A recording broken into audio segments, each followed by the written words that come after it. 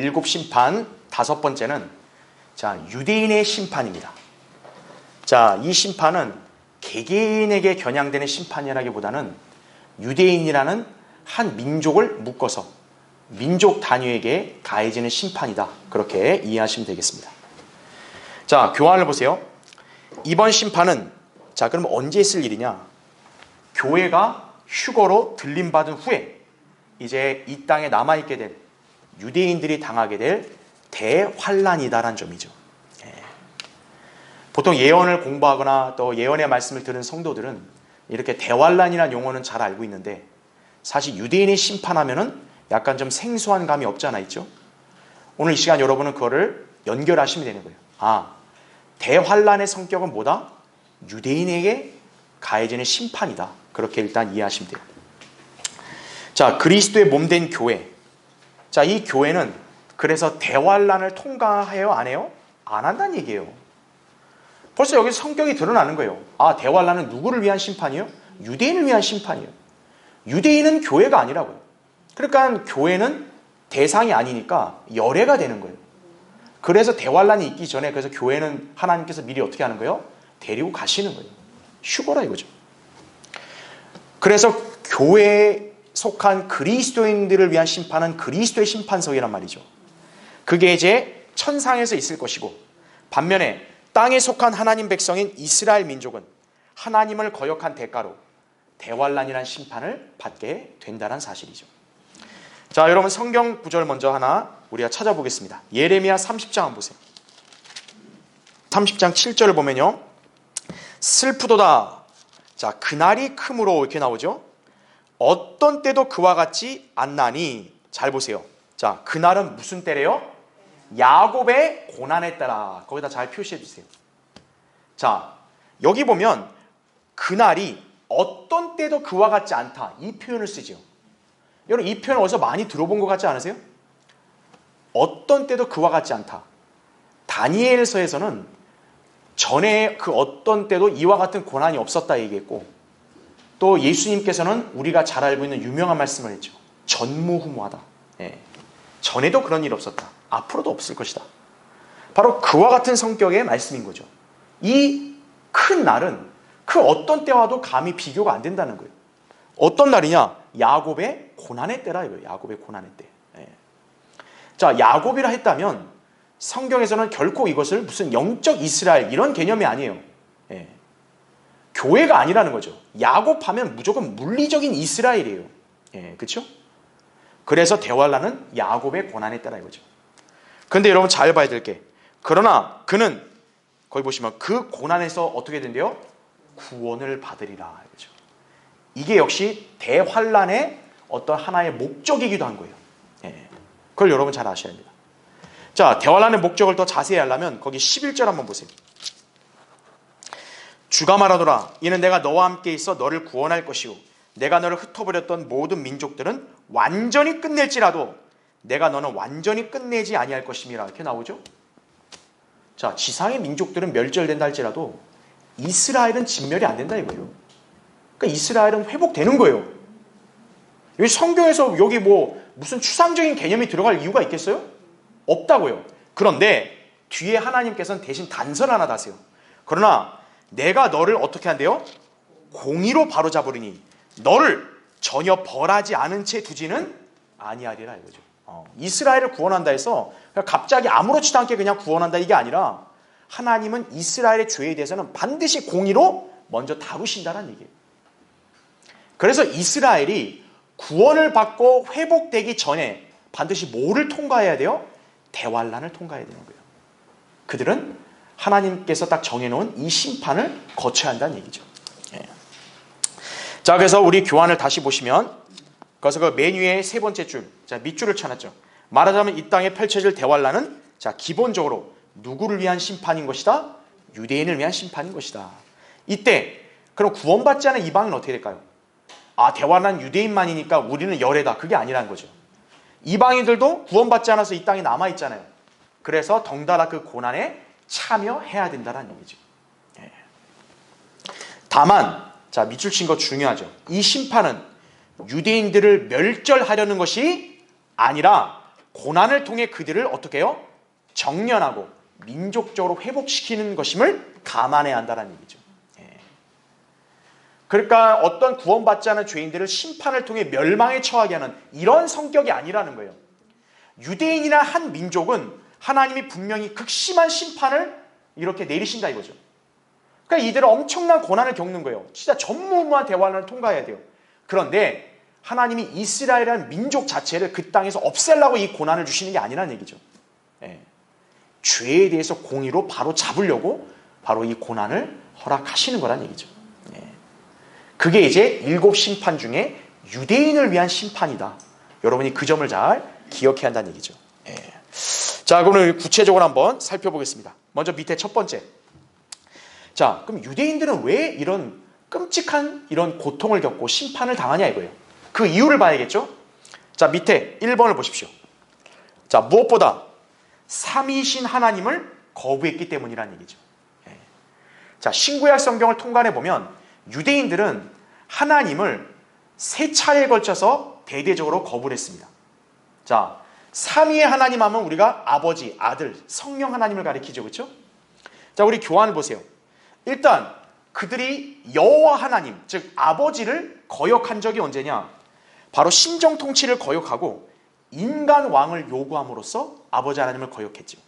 사무엘상 8장 7절에 나온 말씀대로 이제 사무엘이 늙다 보니까 그 아들들이 재판을 하는데 이 아들들이 엉망인 거예요. 그러니까 이스라엘 민족은 이걸 빌미 삼아서 뭐냐? 이제 당신도 늙었고 당신만한 그런 역량 있는 지도자가 없다 이거죠. 그러니까 왕을 달라 이거죠. 그러니까 사무엘이 굉장히 불쾌했어요. 그 당시에 그 요구를 듣고. 근데 하나님이 사무엘에게 얘기하시는 거죠. 야, 너 불쾌하지 마라 이거예요. 너를 거역하는 게 아니라 누구를 거역하는 거라고요? 하나님께서 나를 거역해서 저들이 저러는 거라고. 그런데 다시 한번 경고해줘라. 너희들이 인간 왕을 세우게 되면 너희들이 그 왕을 받들어 모시는데 어떠한 고통들이 따르는지를 알려줘라 이거죠. 사무엘이 다 알려줬어요. 그런데 백성들이 결국 뭐라고 하냐? 아니니다 이거예요. 왕 주세요. 우리는 저기 있는 이방인들처럼 되고 싶어요. 하나님의 신정통치 싫어요. 그냥 이 땅에 있는 다른 사람들 같이 될래요. 다른 나라처럼 왕 주세요. 아버지 하나님을 거역한 거예요. 그렇죠? 자, 그 다음으로 그들은 자신들의 왕이신 예수 그리스도를 거부했죠. 하나님의 아들 아니냐, 그렇죠? 메시아 아니에요. 십자가에 못 박았다 이거죠. 마태복음 27장 23절과 요한복음 1장 11절. 그러니까 예수님은 자기 백성에게 오셨는데 백성이 그분을 영접 안 했다 이거죠. 자, 마지막으로 그들은 천국이 임할 수 있는 상황 가운데서 스테판의 설교를 들었죠. 그런데 그걸 거부하고 오히려 격분해서 스테판을 돌로 쳐 죽였죠. 그것은 성령 하나님을 거역한 거란 얘기죠. 그 사도행전 7장 51절에 보면 바로 성령께서 그들을 책망하셨다고 스테판이 얘기하는 거예요. 너희는 늘 니네 조상들처럼 성령을 거역한다 이거죠. 그랬으면 유대인들이 잘못했습니다. 회개해야 되는데 그게 아니라 뭐라고? 그러면서 스테판을 돌로 쳐 죽였죠. 성령 하나님까지 거부해버린 거예요. 삼위 하나님을 다 거부해버린 거예요. 자, 다른 민족이 그랬다면 쟤들은 하나님 모르니까 그럴 수 있는데 하나님의 택함을 받은 백성이 하나님을 거역한 거예요. 이거는 그냥 넘어갈 수가 없는 문제죠. 그래서 그들에게 대환란이 이렇게 내려지는 것이에요. 자, 2번 보십시오. 자, 특히나 가장 심각한 거부가 뭐냐? 자신들의 왕이신 메시아를 어떻게 한 거예요? 십자가에 죽음에 넘겨줬죠. 그렇죠? 자, 그래서 빌라도가 누차 계속 경고했잖아요. 너희들의 왕을 죽이냐고. 이 사람은 아무 잘못도 없다고. 그런데 결정적으로 이들이 하지 말아야 될 말을 했습니다. 거기 교환에 나온 대로 마태복음 27장 25절에 이들이 뭐라고 감히 떠들어댄 거예요? 그 무죄한 예수님의 피의 대가를 우리와 우리 자손에게 돌려라 이거예요.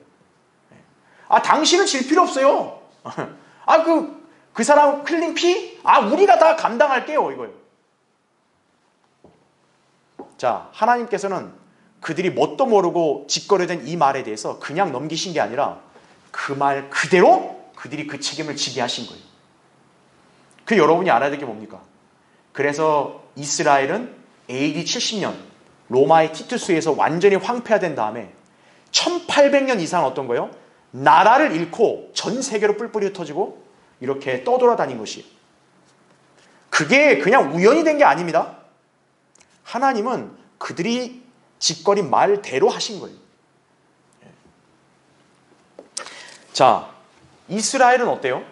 그 이래로 지금까지도 비록 그들이 하나님이 주신 땅에 왔는데도 불구하고 여전히 온 세상의 미움과 증오의 대상이 되고 있죠. 그렇죠?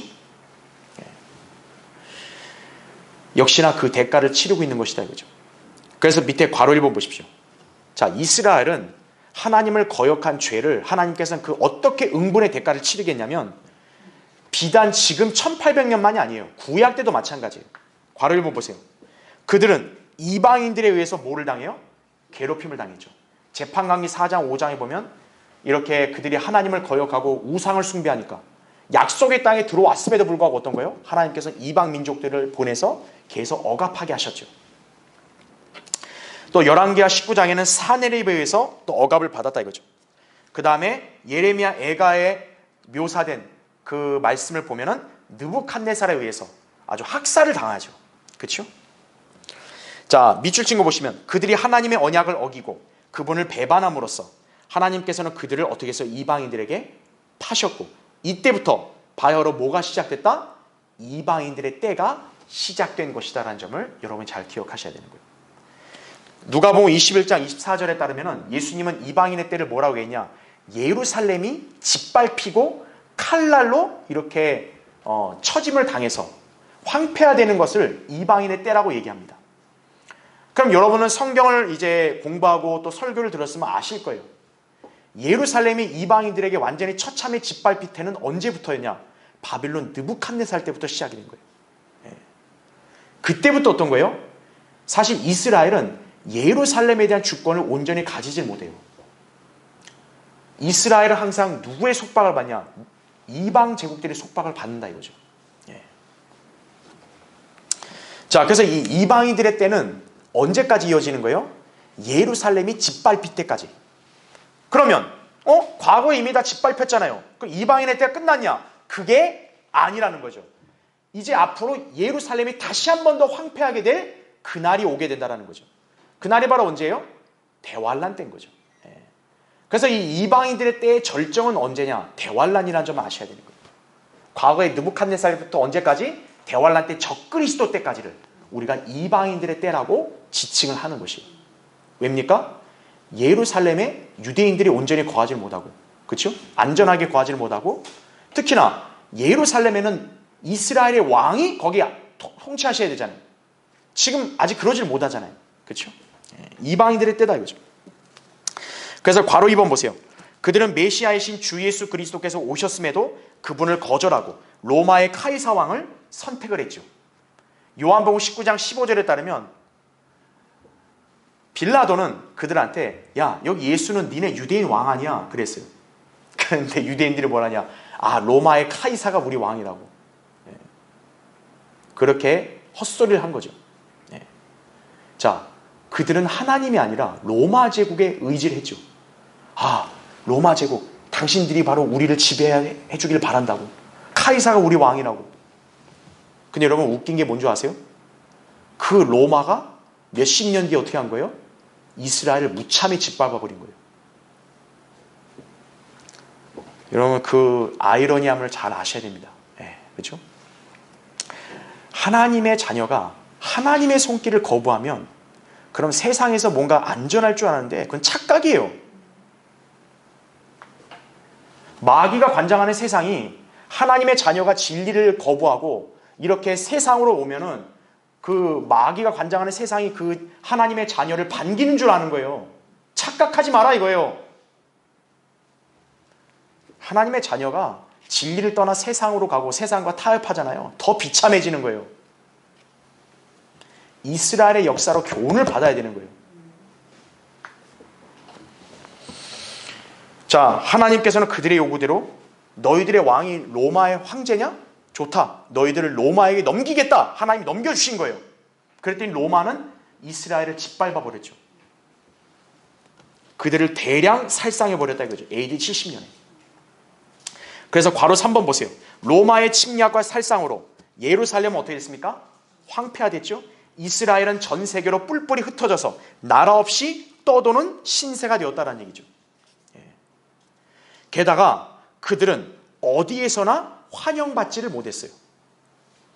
거기 역사적인 예를 제가 간략하게 서술해놨는데 AD 1020년경에는 영국에서 이들은 추방을 당했어요. 그 다음에 AD 1096년에는 유럽인들에 의해 박해를 받았다 이거죠. 그리고 AD 1272년에는 에드워드 1세에 의해서 쫓겨났다 이거죠. 그리고 AD 1306년에는 프랑스에서는 재산을 몰수당해 버렸어요. 그리고 독일에서는 AD 1348년부터 50년에 화형에 처해졌죠. 그리고 스페인에서는 쫓겨났다는 얘기죠. 여러분 곱게 쫓겨난 것도 아닙니다. 재산 다 몰수당하고 이 유대인들이 바로 어떻게 보면 이 나라와 이 땅에 마치 악의 근원이다 이런 식으로 취급받고 쫓겨난 거예요. 여러분 그 신세가 얼마나 처량하겠어요? 여러분 사람이 자기가 거처할 집이 없다고 생각해봐요. 그것만큼 비참한 게 어디 있어요? 한 민족이 자기가 거주할 나라가 없어요. 그만큼 비참한 게 어디 있어요? 이스라엘은 그거를 장장 1800년 이상을 그렇게 겪고 산 거예요. 하나님의 엄중한 심판이라는 점을 우린 잘 알아야 된다 이거죠. 그것뿐이겠어요? 2차 대전 그 전후반에서 독일의 히틀러에서 가스실에서 대량 살상을 당했죠. 아우슈비츠 우리가 잘 아는. 자, 이걸로 끝일까요? 밑에 3번을 보세요. 밑줄 친 거거든요. 그들이 무려 1800년 이상 동안 갖은 박해와 공경을 당했음에도 그들은 예수 그리스도의 피를 흘린 죄에 대한 대가를 다 치렀어요? 안 치렀어요? 안 치른 거예요. 여전히. 이게 1800년간 이런 취급을 당했는데 주님 이 심판이 안 끝났습니까? 이거예요. 안 끝났다 이거예요. 왜 그러냐? 거기 교환에 나온 대로 그들은 여전히 예수 그리스도를 어떻게 하고 있어요? 거부하고 있기 때문이라는 얘기죠. 그 다음 페이지 보십시오. 여러분 유대인이 민족적으로 참다운 회개를 했을까요? 안 했어요. 여전히. 그들은 여전히 구약에서 하나님께서 그들에게 약속하신 그 복과 약속에만 집착을 할 뿐 그들이 하나님 앞에서 어떠한 죄를 지었는지에 대한 어떤 그런 의식이나 어떤 참회가 아직 없는 거예요. 그래서 하나님께서는 이제 그들이 온전히 회개할 수 있도록 극심한 최종적인 고난을 이제 예비하고 계시는 거예요. 바로 대환란이라는 얘기죠. 그래서 거기 교환의 매뉴얼을 보면 자, 대환란이라는 뭐를 통과해야 한다? 고난의 용광로를 이렇게 통과해야 한다 이거죠. 그러니까 이사야 48장 10절에 보면 여러분 은과 금도 어때요? 불에다가 정렬을 시키잖아요. 찌꺼기를 없애려면 어떻게 해야 돼요? 불에 태우는 거죠. 이 이스라엘의 민족이 죄의 찌꺼기를 없애려면 어떻게 해야 돼요? 마치 불에다 태워서 찌꺼기 없애듯이 그들도 불을 통과시키는 거예요. 바로 그 불이 용광로다 이거죠. 대환란은 그래서 어떻게 묘사하는 거예요? 고난의 용광로라고 묘사하는 거예요. 그래서 에스겔 22장 20절, 이사야 48장 10절을 여러분 나중에 한번 찾아보시고 이렇게 공부하시면 이해가 되실 겁니다. 자, 두 번째 보십시오.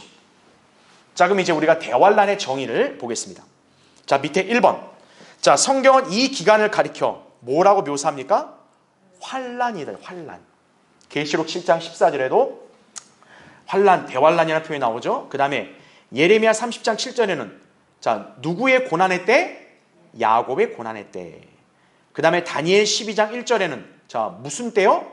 고난의 때다 이거죠.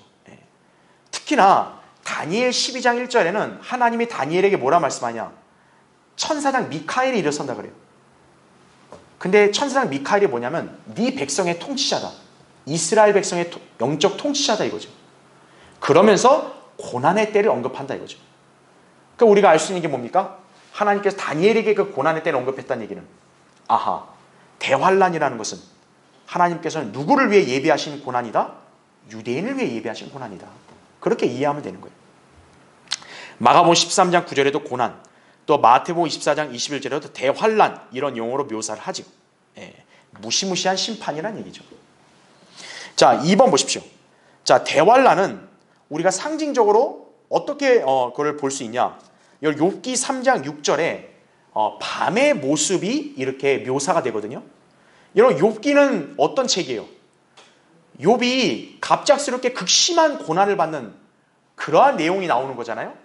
그러니까 욥기에서 보면 3장에는 욥이 자신의 태어난 날을 저주해요. 네. 근데 여러분 알아야 될 게, 제가 얘기했죠. 욥기는 환란 때 유대인들에게 적용되는 예언의 책이라 그랬죠. 그래서 욥기는 대환란 때 유대인 성도들을 예표하는 그런 책에 그런 성격이 있다는 걸 제가 말씀드렸죠. 그러니까 욥이 환란 성도의 예표 아니겠어요? 그러니까 욥의 처지에서는 얼마나 끔찍한 고난을 당했겠어요. 욥은 자신의 그 처지를 이렇게 욥기 3장에 시적으로 아주 생생하게 묘사를 해요. 특히나 거기서는 밤의 모습을 묘사합니다. 자, 근데 우리 교환을 보시면 그 어둠이 무슨 기간이냐? 고통의 기간이라는 거죠. 고통의 기간. 예. 자, 욥기는 특히 대환란을 잘 말해주고 있다 이거죠. 욥의 고통을 대환란 때 있을 고통과 비길 수 있기 때문이다라는 얘기죠. 더욱이 욥기는 전체 몇 장입니까? 42장입니다. 자, 42라는 숫자는 우리에게 굉장히 익숙하죠. 바로 3년 6개월을 42개월이라 얘기하죠. 예. 유대인들이 극심한 고통을 당하는 대환란 후 3년 반을 이렇게 상징한다는 얘기죠. 예. 그래서 욥기란 책은 대환란의 성격을 보여주는 예언의 책이라는 점을 잘 아셔야 돼요. 자, 밑에 3번 보십시오. 성경은 대환란을 또 뭐로 비유하고 있다? 산고를 겪는 여인으로 비유하고 있다는 얘기죠. 예. 자, 한번 찾아볼까요? 이사야 66장 잠깐 보세요. 이사야 66장 거기 7절 8절 보면 그녀가 진통하기 전에 낳았으며 그녀에게 고통이 있기 전에 그녀가 산에 아이를 낳았으니.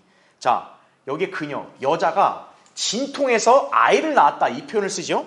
8절에 누가 그러한 일을 들었으리요 누가 그러한 일들을 보았으리요 땅이 하루에 생겨날 수 있으며 한 민족이 순식간에 태어나겠느냐. 그러나 자, 누가 진통한다 그래요? 시온이다. 시온하면 딱 예루살렘 이스라엘을 여러분 떠올릴 수 있겠죠. 그렇죠? 진통하자마자 그 자녀들을 낳았도다라는 얘기 말씀하고 있죠. 자, 여러분 보세요. 예수님도 요한복음 16장에 보면 잠시 후면 고통을 겪고 또 잠시 후면 기쁨이 회복되는 것을 마치 이제 출산을 앞둔 여인의 비유해서 설명을 하죠. 여러분, 여인이 출산을 앞둘 때는 굉장히 긴장이 되죠. 왜냐하면 이 진통이 워낙 심하니까. 그렇죠? 여기 우리 어머님들은 그 출산의 고통을 다 겪어보셨다고요. 그런데 중요한 건 뭡니까? 그 고통이 영원한 건 아니죠. 출산하려고 하는 그 순간에 그 진통이 굉장히 힘든데 막상 이제 아이가 딱 태어나면 어떤 거예요? 그 아이에 대한 기쁨 때문에 고통은 싹 잊어버리죠. 자, 대환란을 겪는 이스라엘이 그와 같다는 얘기죠. 바로. 예. 그걸 우리가 잘 알아야 한다는 얘기죠. 자, 그래서 대환란을 산고를 겪는 여인으로 비유한다 이거죠. 그러니까 하나님께서는 그들을 용광로 속으로 집어넣으셔서 금과 같이 정련하실 것이다 이거죠. 스가랴 13장 9절에. 그래야 그들은 민족적인 회개를 통하여 다시금 하나님의 선민으로 태어나게 될 것이라는 얘기죠. 지금은 어찌 보면 하나님의 거룩한 백성이라고 부를 자격이 없어요. 왜냐? 그들은 하나님의 거룩한 어떤 성도나 민족으로서의 모습을 보여주지 못하기 때문이죠. 그들이 그런 모습을 보이려면 회개해야 한다 이거죠. 예. 지금 회개 안 하죠. 그러니까 하나님께서는 고난의 용광로로 이렇게 던져 넣으셔서 거기서 정신 차리게 해서 회개하게 하신다 이거죠. 예. 그러면 이제 다시금 이제 하나님께서는 그들을 내 백성이다 이렇게 하나님이 칭하실 거란 얘기죠. 자, 4번 주님께서 재림하여 이 땅에 왕국을 세우실 때 야곱에게서 불경건한 것을 제하여 버리실 것이다 이거죠. 우리가 많이 봤던 로마서 11장 26절에 그렇죠. 바울도 이 점을 분명히 언급했죠. 온 이스라엘이 구원받는다 이거죠. 예. 그러니까 예수 그리스도가 재림하시면 이제 그 야곱에게서 불경건한 것을 제거하실 거다 이거죠. 죄악이 가득한 이스라엘 백성이 회개하면 하나님께서 용서하시고 그들을 회복시키실 거란 말씀인 거죠. 그래서 거기 밑줄 친 거 보시면 주님은 이날을 통해 그의 백성 이스라엘의 허물을 씻으실 것이고 그 환난의 때 알곡과 쭉정이는 분리되어 이 심판을 통과하는 사람들만이 그분의 왕국으로 들어갈 것이다라는 얘기죠. 그러니까 이스라엘 출신의 모든 사람들이 다 구원받는 게 아니라 이스라엘이라는 민족 가운데서도 끝까지 믿음을 지킨 그러한 성도들만이 이제 구원을 받아 왕국에 들어간다 이거죠. 이제 그들로만 구성된 이스라엘이 될 거란 얘기죠. 그렇죠? 자, 이제 밑에 5번을 보십시오. 예. 자, 밑에 5번. 대환란 이후에 이스라엘이 회복되는 이 사건에 대해서 에스겔 37장에서는 한 민족의 부활로, 로마서 11장 25절 26절에서는 하나의 신비로 이렇게 묘사를 하고 있다. 그렇게 여러분이 이해하시면 됩니다. 자, 이제 밑에 6번을 보십시오. 예. 자, 제가 밑줄을 쳐놨죠. 다니엘이 예언한 70주에서 자, 70지의 주는 마지막 주인 동시에 자, 뭐가 일어날 시기다? 대환란이 일어날 시기다. 이렇게 여러분 이해하시면 됩니다. 자, 잠깐 여기 한번 볼게요. 우리는 흔히 이 대환란을 얘기할 때 여러분은 보통 이제 7년 대환란이다 이런 표현을 좀 많이 씁니다. 그렇죠? 예. 물론 이 부분도 틀리진 않아요. 왜냐하면 어쨌든 이제 교회가 휴거되고 나면 하나님이 다루시는 경륜이 다시 유대인 중심으로 바뀌어서 그리고 이 대환란이나 기간 어쨌든 지상에서 이제 고통과 재앙이 있는 기간은 기본적으로 7년이니까 그러니까 우리가 7년 대환란의 표현을 쓰는 것도 뭐 틀린 건 아닙니다. 그런데 여러분이 좀 더 성경적으로 정확하게 얘기하려면은 사실 유대인들에게 대환란은 7년 전체의 기간이라기보다는 일종의 보면 후 3년 반이 더 맞아요. 왜냐하면 마태복음 24장에 예수님이 대환란이라는 용어를 쓸 때는 그 전후 문맥이 뭐냐면 이스라엘이 이제 적그리스도로부터 피해서 이제 도망가는 그 내용을 이렇게 다루면서 대환란이라는 용어를 썼거든요. 근데 여러분도 알다시피 이스라엘이 이렇게 대환란 초반부터 도망가는 게 아니에요. 적그리스도가 전 3년 반 때는 유대인들의 친구로서 자처해가지고 그들을 속인다 이거죠. 그러니까 이스라엘이 어떻게 보면 대대적인 어떤 박해와 고난을 당하는 것은 7년 전체라기보다는 사실 후 3년 반이라고요. 예. 그래서 대환란이라는 용어를 좀 더 엄밀하게 성경적으로 정확하게 기간을 얘기하려면 후 3년 반이 맞는 거예요. 그러면 7년이나 기간은 어디에서 유래한 거냐? 바로 이게 다니엘의 70제주라는 거죠. 그러니까 여러분이 7년이라는 얘기를 할 때는 이스라엘에게 7년이라는 기간이 정해졌다 이렇게 얘기할 때는 다니엘의 70제주라고 얘기해야 좀 더 정확한 표현이 되는 거예요. 왜냐하면 다니엘 9장을 우리가 예전에도 공부했다시피 하나님께서 70주를 정했어요. 이스라엘을 다루시는 역사의 기간을 70주로 정했는데 그 중에 69번째 주는 이미 어때요? 다 지나갔어요. 왜냐하면 메시아가 십자가에 처형돼서 끊어졌다고 얘기하면서 69주라고 얘기했거든요. 7주와 62주. 그러니까 69주라는 기간은 이미 딱 거기서 끝나버린 거예요. 메시아 십자가를 못 박힌 걸로. 왜요? 유대인들이 거부했기 때문에 메시아를. 그러니까 하나님을 더 이상 유대인들을 중심으로 다루실 수가 없는 거예요. 그들이 거부했기 때문에. 그래서 그 사이에 뭐가 등장했어요? 교회가 등장한 거죠. 그러니까 70번째 주가 예수님 초림 뒤에 이어져야 되는데 이어지지를 않았다는 얘기죠. 그러니까 하나님의 시간표는 어떤 거예요? 69주에서 멈춰버린 거예요. 마치 우리 타임스톱을 하나님 누르신 거예요. 그 사이에 잠깐 교회에 등장하자. 예, 그런 거죠. 그러면 그 교회가 이제 이 땅을 떠나게 되면 하나님의 시간표는 다시 어때요? 타임스톱을 다시 누르게 되면 70번째 주가 이제 흘러가는 거죠.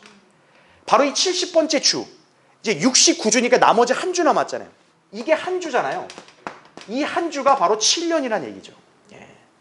그러니까 여러분이 7년 대환란이라는 표현도 물론 틀린 건 아니지만 엄밀히 말한다면 대환란은 후 3년 반에 해당이 되는 거고 7년은 다니엘의 70제 주다 이렇게 표현하는 게 좀 더 정확한 표현이다. 여러분 참고로 이해하시면 돼요. 이렇게. 예. 그래서 거기 다니엘 9장 24절 그 교환에 기재되어 있죠. 자, 70주가 내 백성과 내 거룩한 도성에 어떻게 됐다? 정해졌나니 이렇게 나오죠. 예. 그러니까 이제 교회가 휴거된 이후에 70번째 주, 즉 한 주인 7년은 전적으로 누구에게 정해진 거예요? 유대인에게 정해진 거라는 거죠. 더 중요한 거는 거룩한 어디요? 도성. 거룩한 도성은 어디를 가리켜요? 예루살렘을 가리키는 거죠. 예. 그 다음 잘 보세요. 이 70주가 정해졌는데 뭐냐? 허물을 끝내고 죄들을 종결시키며 죄악의 화해를 이루고 영원한 의를 가져오며 그 환상과 예언을 봉인하고 지극히 거룩한 이에게 기름 부으려 함이라 이렇게 말씀하죠. 여러분 이 표현을 보면 허물을 끝내고 죄를 종결시킨다. 이거는 이스라엘의 죄가 용서받는 회복되는 걸 얘기하잖아요. 그럼 여러분 여기서 뭐를 감지해야 돼요? 이스라엘이 회개하고 용서를 받으려면 반드시 몇 주가 지나가야 돼요? 70번째 주가 지나가야 되는 거예요. 바로 그 70번째 주가 7년의 기간이라는 얘기죠. 그 사이에 3년 반 극심한 대환란의 고난을 이들은 반드시 통과해야 되는 거예요. 그러고 나면 70번째 주가 끝나니까, 하나님이 정한 70주가 다 끝나니까 이스라엘의 죄악이 용서가 되는 거죠. 그러니까 여러분은 이걸 통해서 예언적인 순서 체계도 여러분 이해할 수 있는 거예요. 교회가 휴거되고 나면 다니엘의 70번째 주가 시작이 돼서 7년이 지나면 비로소 이스라엘이 회복되는구나 이거죠. 근데 이런 예언적 체계를 무시하고 이스라엘을 하나님이 영원히 버리셨다 이거예요. 이스라엘을 버렸다면 구약의 이스라엘에게 주신 복은 누구의 거냐? 교회 겁니다 이거예요. 어느 교회? 우리 교회입니다. 거기 한술 더 떠서 여호와의 지냐 신천지들은 그게 우리 겁니다. 또 자기들끼리 그렇게 헛소리를 하고 있는 거죠. 그러니까 성경을 모르면 정신 나간 소리 하는 거예요. 자, 그래서 괄호 1번을 보면은 이거는 제가 예전에 다니엘 강의할 때 자세히 설명했기 때문에 그냥 교환에 있는 내용들을 그냥 짚고 넘어갈게요. 그러니까 여러분 이걸 보시면서 그냥 기억을 떠올리시면 돼요. 정해진 70주, 크게 69주와 한 주로 나뉘는데 69주로 하면 느헤미야가 예루살렘을 재건하라는 명령을 받은 아탁세르세스 왕 제20년 BC 445년부터 예수님께서 예루살렘에 입성하신 AD 30년까지의 기간인데 하루를 1년으로 환산하여 계산하고 또한 유대인의 1년은 360일 체계이므로 483년이 된다 이거죠. 그 다음에 괄호 2번. 그래서 이스라엘의 메시아이신 예수님께서 예루살렘에 입성하신 그 주에 십자가에 달리심으로 끊어졌다라는 얘기죠. 그러니까 메시아 통치자가 예루살렘으로 들어가는 거. 초림 때 그래서 예수님이 왜 나귀 새끼를 타고 예루살렘에 들어갔냐 이거예요. 초림 때는 예수님이 왕으로 온 게 아니잖아요. 그럼에도 나귀 새끼 타고 예루살렘 들어간 것은 다니엘의 예언의 성취라 보시면 되는 거예요. 중요한 대목이었던 거예요. 그런데 그 주에 십자가에 못 박혀 죽으셨죠? 그리고 하나님의 예언의 시계는 멈췄죠. 그 사이에 바로 우리가 잘 아는 교회 시대가 등장을 한 것이다 이거죠. 그리고 이제 교회가 휴거된 이후에는 대환란이 시작되죠. 하나님의 시간표가 다시 움직이기 시작한다는 얘기죠. 그러니까 지금 69주라고 하나님이 잠깐 멈췄어요. 잠깐 스탑. 근데 이제 교회가 휴거되면 다시 재생 이렇게 하는 거죠. 자, 괄호 3번 맨 밑에 유대인들은 적그리스도를 그들의 메시아로 받아들여 그와 한 주 동안 언약을 맺는데 그 다음 페이지 보십시오. 자, 이사야 선지자는 뭐라고 천명했냐면 우리가 뭐와 더불어 언약을 맺었다? 사망과 더불어 언약을 맺었다. 우리가 뭐와 더불어 합의했다? 지옥과 더불어 합의했다라는 얘기죠. 자, 왜 이런 표현을 썼냐? 유대인들은 적그리스도에게 속기 때문에 그런 거예요. 제가 이거는 전에도 한번 강의했다시피 지금 이 땅에서는 이 세상에서는 가장 큰 어떻게 보면 근심거리 가장 큰 논란이 뭐냐? 바로 이스라엘과 중동 지역 간의 갈등이거든요. 분쟁. 이거는 누구도 해결을 못한 거예요. 자, 만약에 이걸 해결할 수 있다면 그 사람은 전 세계 모든 사람들의 어떤 지지와 인기를 다 얻겠죠. 적그리스도가 그렇게 할 거라고 우리는 짐작을 하는 거죠. 그럼 적그리스도는 이걸 무슨 방식으로 해결할 수 있냐 이거예요. 지금 유대인들에게 가장 큰 열망이 뭐냐면 바로 예루살렘에서 성전 제사를 하는 거예요. 유대인들은 자기들이 하나님 백성으로서 하나님께 제사 드릴 수 있는 특권을 가졌다 생각하기 때문에 이거를 그토록 열망하는 거예요. 근데 문제가 뭐냐? 바로 그 예루살렘에 지금 뭐가 있냐면 모슬렘 사원이 들어서 있고 모슬렘들이 철저히 반대하거든요. 절대 이스라엘이 여기서 제사 지내고 설치는 걸 볼 수 없다 이거죠. 이거는 양보가 안 되는 거예요. 모슬렘이든 이스라엘이든. 그거를 누가 아주 교묘하게 해결하는 거예요? 적그리스도가 해결할 거라고 우린 짐작하는 거죠. 그러니까 유대인들의 입장에서는 적그리스도는 마치 메시아처럼 여겨지는 거죠. 왜요? 자기들이 그렇게 열망했던 거를 이 사람이 단번에 해결해 주네 이거죠. 뭐로 해결하냐? 언약으로 해결하는 거예요. 너 모슬렘한테 뭐 어떻게 하고, 그리고 니네는 대신 여기서 성전해서 너희들은 제사 지내게 해줄게. 그럼 이스라엘 입장에서 이것만큼 땡큐가 어디 있어요? 아, 그럼 우린 좋다고. 그럼 이스라엘은 엄청 좋아하겠죠? 그래서 그 순간만큼은 이스라엘이 뭐예요? 아, 이 언약은 진정한 메시아께서 주시는 화평의 언약이다. 이렇게 착각을 하겠죠? 그런데 3년 반 지나면 어떤 거예요? 적그리스도가 돌변해버리는 거죠. 그래서 그 교환을 보면 적그리스도가 3년 반이 지난 후에는 그 언약을 어떻게 한다? 파기한다 이거죠. 희생제를 그래서 어떻게 한다? 금지시킬 거라고. 그래서 예언의 곳곳에 나오는 거예요. 적그리스도가 자꾸 희생제를 금지시킨다는 말을 왜 썼겠어요? 그러니까 그전에는 뭐예요? 희생제가 금지가 안 되고 허용됐던 거예요. 그게 아마 언약에 포함되어 있지 않을까, 이렇게 우리가 추측을 하는 거죠. 그러면서 희생제를 금지시키면서 뭐라 그래요? 자신을 하나님이라고 그렇게 내세울 거란 얘기죠. 그게 데살로니가서 2장 4절에 나온 말씀인 거죠. 자, 괄호 4번. 이것이 예수님께서 경고하신 마태복음 24장 15절에 나온 말씀대로 너희가 선지자 다니엘을 통하여 말씀하신 멸망에 가증한 것이 거룩한 곳에 선 것을 보리니. 자, 멸망에 가증한 것, 바로 적그리스도를 가리키는 거죠. 거룩한 곳이면 아까 우리 거룩한 도성이 어디예요? 예루살렘이죠. 거기에 서는 것을 본다 이거죠. 그러면 예수님이 경고한 게 뭐예요? 너희 유대에 있는 자들 빨리 도망가라 이거죠. 도망 안 가면 죽으니까요. 그렇죠? 자, 대환란이 바로 그렇게 바야흐로 본격적으로 시작된다는 점을 이해하시면 돼요. 그럼 마지막 세 번째. 자, 그럼 대환란 되면 모두가 끝장일까요? 아닙니다. 가까스로 구원받는 사람들이 생길 수 있다는 것이. 그럼 대환란 때는 어떤 방식으로 구원받냐? 자, 밑에 1번 보십시오. 자, 대환란 때 사람들은 구원을 잃어버릴 염려가 있죠. 예. 자, 교회 시대에는 그리스도인이 구원을 잃어버릴 염려가 있어 없어요? 없어요. 그런데 진리에 무지한 이 배교한 교회들은 아, 당신 똑바로 안 하고 헌금 제대로 안 내면은 지옥에 갈 수도 있습니다. 이러는 거죠.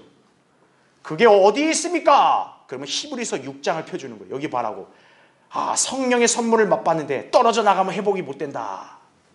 그러니까 우리 교회 나가면 당신 떨어져 나가는 거다. 이런 헛소리 하는 거예요. 히브리서 6장은 교회 시대의 교리가 아니죠. 대환란 때 교리인 거예요. 그리고 우리가 잘 아는 말씀. 끝까지 견디면 구원을 받는다. 그래서 감리교나 성결교는 이 구절을 딱 하면 목사가 어떻게 하는 거예요? 할렐루야! 그 아멘 안 하면 구원 못 받는 거예요. 그렇죠? 예. 그러니까 아무거나 떠드는 거예요. 그냥 아무거나. 자, 이런 구절들은 다 어느 시대에 있는 사람들에게 겨냥이 되는 거예요? 대환란 때 있는 사람들, 특히 유대인들에게 겨냥되는 말씀인 거예요. 시험에 들지 않게 기도하라 그랬잖아요. 예수님이. 유대인 제자들에게 그렇게 명령했잖아요. 왜? 유대인들은 그날 진짜 엄청난 고난을 겪기 때문에 자칫 시험에 빠지면 넘어지는 거예요. 그래서 밑에 괄호 1번 보십시오. 환란 시대의 사람들은 믿음과 행위가 둘 다 있어야 구원을 받을 수 있다 이거죠. 자, 사탄의 종들인 거짓 선지자들과 거짓 교사들은 이들을 미혹하여 구원을 위한 지속적인 행위를 하지 못하게 하여 구원에서 떨어뜨리려 한다는 얘기죠. 그래서 환란 시대에는 뭐를 잘 피해야 돼요? 미혹을 잘 피해야 한다는 거죠. 자, 구약 때도 거짓 선지자들이 이스라엘 백성을 현혹해서 멸망에 이르겠죠. 그게 대환란 때 또 반복된다는 얘기예요. 그러니까 예수님이 경고한 게 뭐예요? 미혹되지 말라고. 많은 사람이 내가 그리스도다, 내가 그리스도다 이런 말에 속지 말라고 그렇게 경고하시는 거예요. 그래서 예수님께서는 이들의 미혹을 받을지도 모를 백성들에게 이들을 분별할 기준을 주신 거죠. 그 기준이 뭐냐? 열매를 보고 나무를 판별하는 거죠. 자, 괄호 2번 보십시오. 주님의 말을 들으나 행하지 않는, 즉 모래 위에 집을 지은 사람은 유대인으로서 환란 때 끝까지 견디지 못하고 떨어져 나가는 사람을 말하는 것이다 이거죠. 그리고 그들의 무너짐은 극심하다고 말하는 거죠. 우리가 마태복음 7장에 보면 예수님이 반석에 집을 지은 사람하고 모래 위에 집을 지은 사람을 비교하죠. 그러니까 행위가 똑바르지 못하면 모래 위에 집을 지으면 무너진다. 그거를 오늘날 교회 시대의 사람들에다 갖다 붙이는 거예요. 그게 아니라고요. 마태복음 7장은 바로 대환란을 지금 통과하고 있는 그 유대인들에게 경고하신 말씀이에요. 행위를 너희가 똑바로 하지 않으면은 모래 위에 집을 지은 점처럼 무너질 거다 이거예요. 그래서 거기 밑주신 거 보시면 유대인들은 믿음과 행위 두 요소를 모두 갖추어야만 구원받을 수 있다는 점이죠. 그걸 기억해야죠. 그래서 괄호 3번. 자, 환난 성도들은 유대인만 있는 게 아니죠. 누구도 있습니까? 이방인들도 포함된다 이거죠. 자, 이방인들은 왕국 복음을 전파하는 유대인들을 영접하고 대접해 줄 때 양에 속한 민족으로 분류되어 천년왕국에 참여하게 된다는 사실이죠. 그래서 지금 시간 없어 안 찾겠지만 마태복음 24장 13절에는 끝까지 견디는 자는 구원받는다는 말이 나오고 그 다음 절 14절에 뭐라가 나오냐면 이 왕국 복음이 모든 민족에게 증거된다는 말이 나와요. 그러니까 여기서 헷갈리는 사람들이 있는 거예요. 왕국 복음은 유대인들만 위한 거라며. 맞아요. 유대인들이 왕국 백성이니까. 그런데 대환란 때는 이방인들이 왜 왕국 복음의 증거가 필요하냐면은 그 유대인들이 바로 하나님이 택하신 백성이라는 점을 알고 그들이 대우해 줘야 되기 때문에 그런 거예요. 그래서 그들에게는 왕국 복음이 증거가 되는 거예요. 아, 적그리스도의 세력이 오른 게 아니라 적그리스도에게 박해받는 이 유대인들이 하나님 백성이구나. 그러면 이방인인 우리는 어디 편을 들어야 되는 거예요? 그 유대인 편을 들어야 되는구나. 바로 그게 증거가 되는 거라는 얘기죠. 그러니까 대환란 때 이방인들의 구원은 뭡니까? 그들도 역시 믿음이 있어야 되고 또 유대인들을 선대하는 행위가 있어야 되는 거예요. 이방인들은. 그게 대환란 때 이방인들의 구원 방법이라는 얘기죠. 자, 밑에 2번. 그래서 우리가 성경에서 끝이란 말을 쓸 때는 항상 어디 끝을 가리킨다? 대환란 끝을 가리킨다는 얘기죠. 그래서 예수님이 항상 말씀한 게 뭐예요? 끝에는 알고, 세상 끝에는 알곡은 창고에 들이고 쭉정이는 불에 던진다 그랬죠. 신천지는 멍청하게도 그게 지금 이 시대에 자기들이 알곡이고 이 기독교계를 쭉정이라고 하면서 추살하다니는 이런 헛소리하고 앉아있는 거예요. 여기 세상 끝이라는 건 대환란 끝을 얘기하는 거예요. 그러니까 여러분 성경을 모르면요 사람이 돌아버린다는 거 아셔야 돼요. 돌아버린 짓을 하는 거예요. 자, 이제 그러니까 여러분 이제 대환란 때 구원받는 사람들 알겠죠, 그렇죠? 믿음과 행위가 기본적으로 있어야 한다 이거죠. 그런데 유대인들은 율법을 지키는 행위인 거고 이방인들은 유대인들을 선대하는 행위가 있어야 한다는 얘기죠. 자, 결론적으로 사복음서가 예수 그리스도의 생애를 4번에 걸쳐 자세히 묘사하고 있죠. 자, 요한계시록도 대환란에 관해서요 4번을 반복해서 묘사를 합니다. 우리가 잘 아는 7봉인, 7나팔, 적그리스도 활동, 그 다음에 7 호리병 4번에 걸쳐 대환란을 설명하고 있어요. 왜 4번을 강조할까요? 성경에서? 중요하니까요. 중요하니까. 심각하다 이거죠. 그러니까 대환란에 들어가지 마라 이거예요. 자, 이 시대에 하나님의 은혜로 구원받은 성도들 이 심판을 당해 안 당해요? 안 당한다는 거죠. 우린 이 사실에 늘 감사해야 되는 거예요. 그리고 성경의 예언은 반드시 실현된다는 점을 기억하셔야 돼요. 유대인들은 대환란의 심판을 받는다. 그러나 그들은 반드시 회복이 될 것이다 이거죠. 근데 우리는 구원받아서 대환란 전에 휴거 될 것이다 이거죠. 이 명확한 성경의 진리를 알면 우리는 소망이 있는 것입니다. 그렇죠?